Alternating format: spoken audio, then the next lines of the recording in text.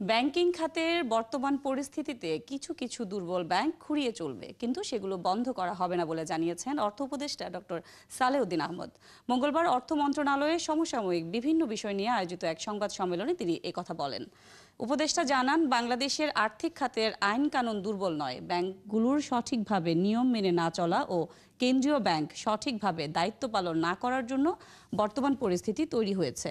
Bank খাতে সংস্কারে বিভিন্নভাবে কাজ চলছে জানিয়ে তিনি বলেন, ইসলামী ব্যাংক ঘুরে দাঁড়াচ্ছে। সুশাসনে গুরুত্ব দিয়ে পলিসি তৈরি, পুঁজিবাজার সংস্কারে নতুন নিয়োগ দেওয়া হয়েছে। এ সময় বাজেট প্রসঙ্গে তিনি বলেন, বাজেটের ব্যয় কমানোর উদ্যোগ নেওয়া হয়েছে। রাজস্ব আদায় না করতে পারলে ব্যয় কমানো যাবে না। যেসব প্রজেক্ট দীর্ঘদিন ধরে চলছে এবং অতি গুরুত্বপূর্ণ নয়, এসব প্রকল্পের বিষয়ে সিদ্ধান্ত নেওয়া হবে।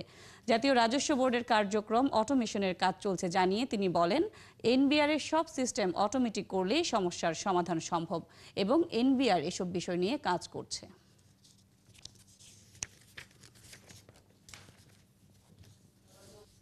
Che la priorità classification